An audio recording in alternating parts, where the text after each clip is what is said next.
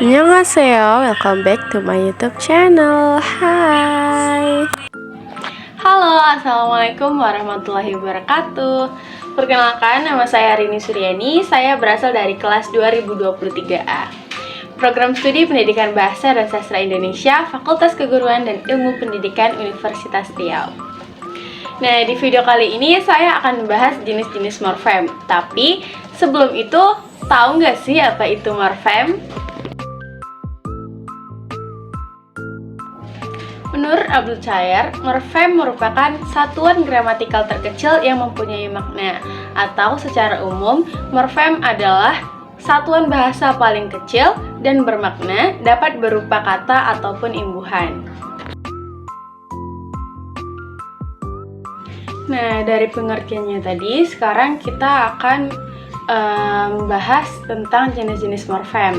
Jenis-jenis morfem itu terbagi atas 3 klasifikasi, yaitu yang pertama berdasarkan bentuknya, yang kedua keutuhannya, dan yang ketiga maknanya.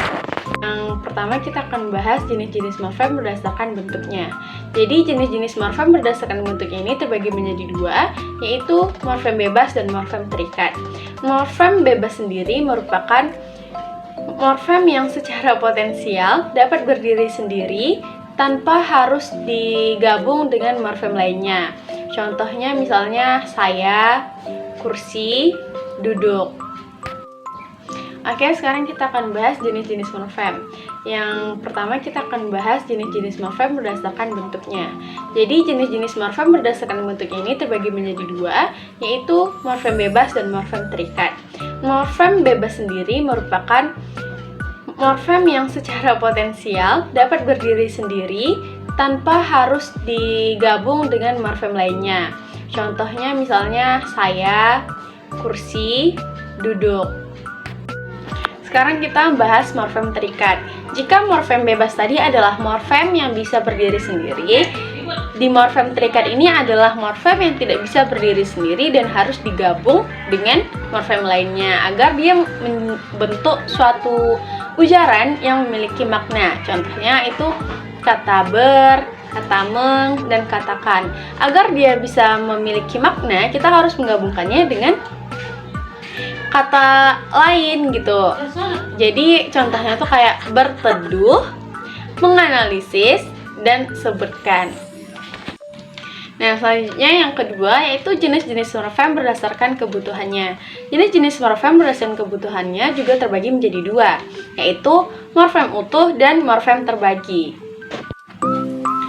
Morfem utuh adalah morfem yang susunannya utuh atau tidak dapat terbagi. Contohnya seperti kata pergi, lantai, angkat, lari. Nah, jika kita mengubah atau memisahkan kata la dan ri, kata la sendiri tidak memiliki makna dan ri juga tidak memiliki makna. Jadi morfem utuh itu adalah morfem-morfem yang susunannya utuh dan tidak dapat terbagi atau tidak dapat dipisah.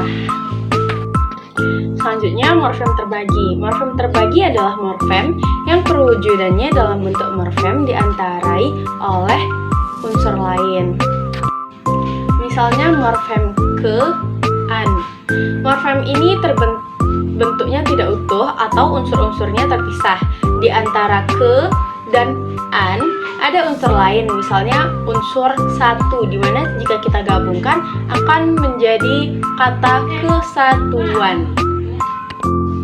Morfem ke dan an adalah satu morfem meskipun terpisah oleh unsur lain. Nah, yang ketiga yaitu jenis-jenis morfem berdasarkan maknanya. Jenis-jenis morfem berdasarkan maknanya itu terbagi menjadi 2, yaitu morfem bermakna leksikal dan morfem tidak bermakna leksikal. Morfem bermakna leksikal adalah morfem yang mempunyai makna leksikal. Makna leksikal sendiri adalah makna kata atau leksem sebagai lambang benda, peristiwa, objek, dan lain-lain. Contohnya yaitu ikan, ku, jalan, dwi, rumah, buku, dan mu. Morfem bermakna leksikal ini tidak sama dengan morfem bebas. Morfem bermakna leksikal bisa berbentuk morfem bebas, bisa juga berbentuk morfem terikat. Nah, contohnya itu kan tadi ada dwi. Morfem dwi ini termasuk morfem terikat karena harus digabung dengan morfem lain. Misalnya dwi bahasa. Morfem dwi juga termasuk morfem bermakna leksikal karena morfem dwi mempunyai makna leksikal yaitu dua. Nah, selanjutnya kita bahas morfem tidak bermakna leksikal. Morfem tidak bermakna leksikal adalah morfem yang tidak mempunyai makna leksikal, tetapi mempunyai makna gramatikal. Makna gramatikal sendiri adalah makna yang muncul sebagai akibat hubungan antara unsur-unsur gramatikal dalam satuan gramatikal yang lebih besar. Misalnya, hubungan morfem dan morfem dalam kata, kata dan kata lain dalam frasa atau klausa, frasa dan frasa dalam klausa atau kalimat. Contoh morfem bermakna leksikal bisa berupa afiks seperti me, di, ter, ber, bisa pula berupa partikel seperti dari,